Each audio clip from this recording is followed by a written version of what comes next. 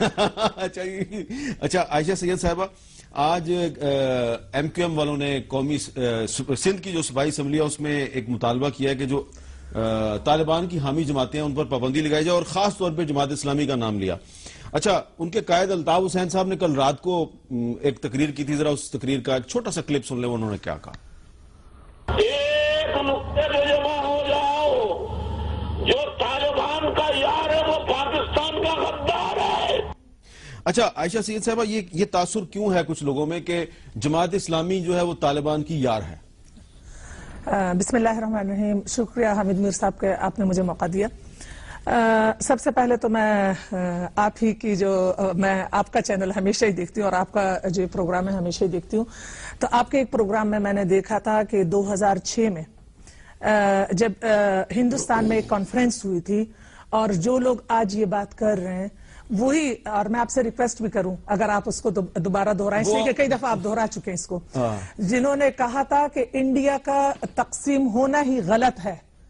پاکستان نہیں بننا چاہیے تھا۔ تو جو لوگ پاکستان کے حامی نہیں ہیں، پاکستان بننے کے ان کو پاکستان سے کچھ محبت ہی نہیں ہے، وہ لوگ آج یہ بات کر رہے ہیں۔ اور جو باقی اگلی جو بات ہے،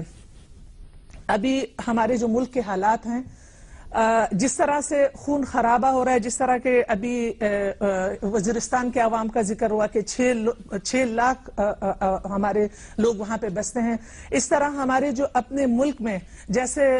آج کی جو خبر تھی کہ کوہاٹ میں جو وین پہ دھماکہ ہوا اور اس میں ہمارے کتنے لوگ شہید ہوئے، اس طرح ہمارے جو ایف سی اہلکاروں کا ہوا، مسلسل یہ خون خرابہ جو ہو رہا ہے، کتنے گھر اجڑ رہے ہیں، کتنے ہمارے لوگ مر رہے ہیں، پاکستان کو خون میں نہلا دیا گیا ہے۔ جماعت اسلامی ہمیشہ وہ اس ملک کے لیے سوچتی رہی ہے کہ ملک کو امن ملنا چاہیے۔ اب اس وقت اگر کمیٹی طالبان کی طرف سے کچھ لوگوں کے نام دیے گئے، وہ پورا ملک دیکھ رہا ہے کہ کس طرح ایمانداری سے اس میں جماعت اسلامی اپنا کردار ادا کر رہی ہے۔ اور میرے بھائی آپ یہ دیکھیں کہ پاکستان میں 12 سال تک یہ جو ملٹری ایکشن ہوئے اس کا فائدہ کیا ہوا، یا افغانستان میں 12 سال جو نیٹو فوج اور جو امریکہ لڑ رہا تھا اس کا دیکھیں، آخری جو ہے وہ مذاکرات پہ ہی۔ میرا سوال جو ہے وہ یہ ہے کہ آپ کا تعلق سوات سے ہے نا؟ ہاں جی۔ سوات میں آپ کے سکول ہیں، آپ کا ایک سکول جو ہے 2008 میں آپ کے سکول کو بم دھماکے سے اڑانے کی کوشش ہوئی، آپ پر بھی بم دھماکے ہوتے ہیں، قاضی حسین احمد صاحب پر بھی حملہ ہوتا ہے، پھر پشاور میں بھی جماعت اسلامی کے ایک جلوس پر حملہ ہوا تھا، آپ کو یاد ہے نا؟ یہ پھر کیا تاثر یہ کیوں ہے کہ جماعت اسلامی طالبان کی بہت بڑی سپورٹر ہے؟ میں تو حیران ہوں کہ یہ کون لوگ کہہ رہے ہیں، پہلے جو لوگ کہہ رہے ہیں ان کا پہلا ماضی دیکھیں، دیکھیں جو ماضی ہے ان کا، ان کو چھوڑ دیں نا، ان کو چھوڑ دیں۔ دیکھیں نا، طالبان کو آپ پر اعتماد ہے، اس لیے انہوں نے اپنی کمیٹی میں آپ کے پروفیسر ابراہیم صاحب کو رکھا نا۔ جی بالکل۔ دیکھیں اتنا اعتماد وہ کیوں کرتے ہیں آپ پہ؟ دیکھیں، جماعت اسلامی پاکستان کی ایک محب وطن پارٹی ہے، وہ ہمیشہ چاہے وہ جس پارٹی کا بھی صحیح موقف ہو اس کا ساتھ دیتی ہے، اور چاہے مطلب ہر کوئی ہو، لیکن اگر وہ پاکستان کے تحفظ کا، پاکستان کے حفاظت کا وہ ذمہ لیتی ہے تو جماعت اسلامی انہی کا ساتھ دیتی ہے۔ اور جماعت اسلامی ایک حامد میرواز یہ بات بھی یاد رکھیں، اگر وہ حکومت میں ہوتی ہے نہیں ہوتی، ان کے نمائندے جماعت اسلامی کے لوگ ہمیشہ اس وطن کے خدمت گزار ہوتے ہیں، جہاں پہ بھی کوئی مسئلہ ہوتا ہے جماعت اسلامی کے لوگ پہلے حاضر ہوتے ہیں، موجود ہوتے ہیں۔ یہ اب اس پہ بعد میں کر لیں گے، لیکن عائشہ صاحبہ میں نے آپ سے سوال یہ کرنا ہے کہ یہاں پہ سوات آپریشن کا ذکر ہو رہا ہے، عمران خان صاحب بھی کہتے ہیں کہ جی سوات آپریشن جو تھا وہ بڑا کامیاب تھا، اور بھی لوگ کہتے ہیں سوات آپریشن، آپ کا تعلق سوات سے ہے تو آپ یہ سمجھتے ہیں کہ سوات آپریشن واقعی کامیاب تھا، اور ویسا ہی کامیاب آپریشن اب شمالی وزیرستان میں بھی ہو سکتا ہے؟ سوات آپریشن کا جو ہوا ہے وہ سارا ہمارے سامنے ہوا ہے، ہم نے دیکھا ہے کہ اس میں کتنے لوگ مرے ہیں۔ آپریشن ہو گیا، سوات کلیئر بھی ہو گیا، لیکن ہم دیکھتے ہیں پورے ملک میں کہ کہاں آپریشن سے امن آیا ہے۔ ٹھیک ہے، ایک سوات کا علاقہ کلیئر ہو گیا، لیکن باقی ملک میں جو آپریشن ہوئے ہیں کہاں علاقہ وہاں علاقے کلیئر ہو گئے ہیں، امن آ گیا، یا اگر ہم دیکھیں کہ اگر شریعت کے لیے خون خرابہ ہو رہا ہے تو وہاں اس سے کہاں شریعت آ سکتی ہے؟ یہ دونوں چیزیں میں خود بالکل آپریشن کے اس لیے خلاف ہوں کہ میں نے سب کچھ اپنی آنکھوں سے دیکھا ہے، اور جب قومیں لڑ جھگڑ کے سالہ سال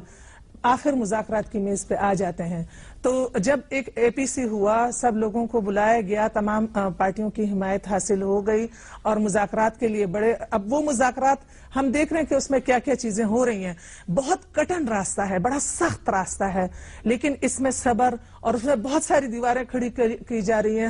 مطلب وائلیشن۔ آپ اس رائے سے اتفاق کرتی ہیں کہ وہ طالبان کے گروپ جو مذاکرات کے حامی نہیں ہیں ان کے خلاف کارروائی ہونی چاہیے، جو کہتے ہیں ہم آئین کو نہیں مانتے، ان کے خلاف کارروائی ہونی چاہیے؟ دیکھیں بھائی، میں تو کہتی ہوں کہ مذاکرات ہی ہوں، اس لیے کہ جو آپریشن کا جو جتنے لوگ مرتے ہیں، جتنا نقصان ہوتا ہے، تو آپریشن پہلے مذاکرات، اور جس طرح پہلے مذاکرات کے لیے حمایت حاصل کی گئی تھی تو آپریشن کے لیے بھی حمایت حاصل کی جائے اور پارلیمنٹ میں بات لائی جائے، پارلیمنٹ کو بلڈوز کر کے فیصلے نہ کیے جائیں۔ عائشہ سید صاحبہ یہ بتائیں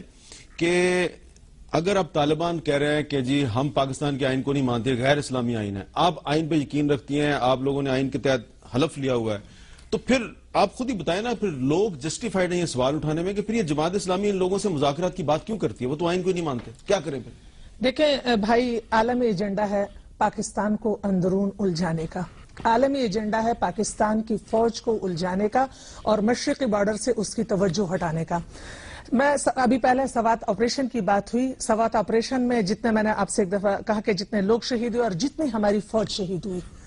تو جماعت اسلامی یہ چاہتی ہے، ہم یہ چاہتے ہیں کہ جب آخر کار مذاکرات کی میز پہ سارے مسائل حل ہونے ہیں تو اتنا خون خرابے کا، اور شاید میرے بھائی پاکستان کے پاس وقت اتنا زیادہ نہیں ہے، پاکستان بہت سارے مسائل کا شکار ہے اور دشمن کی نظر ہے پاکستان پہ، ہماری خارجہ پالیسیوں ہیں، ہمارے اندرونی مسائل، تو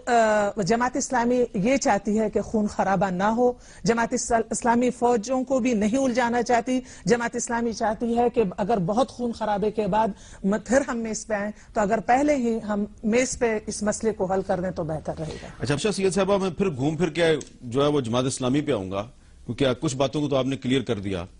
دیکھیں، یہ لوگ جو کہتے ہیں کہ وادی چترال میں جو کلاش قبیلے کے لوگ ہیں،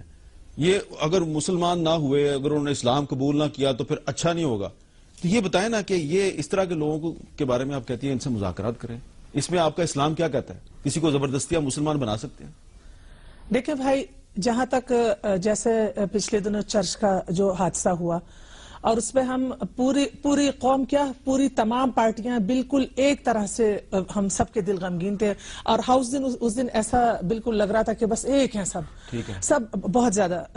پریشان تھے۔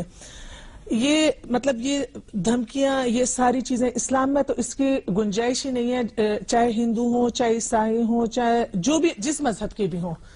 تو ان کو آزادی ہے۔ یہ اللہ کے کلام میں اور حضور صلی اللہ علیہ وسلم کے فرمان کے مطابق ان کو آزادی ہے کہ اپنے مذہب کے جو رسومات ہیں اور جو طریقے ہیں اسی پر رہیں، کسی کو یہ حق نہیں، کسی پر زبردستی نہیں۔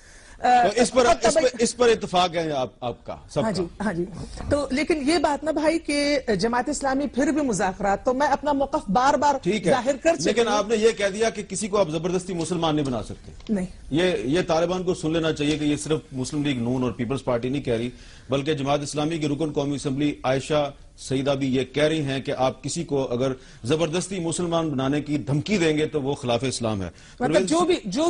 جو بھی یہ کر رہا ہے کہ زبردستی، کہ اسلام میں کوئی زبردستی نہیں، اور بالکل پرویز صاحب چلیں، اس پہ تو پوری قوم یونائٹڈ ہے، بالکل اس پہ اور مسلمان دعوت دیتے ہیں اور میر صاحب آپ کے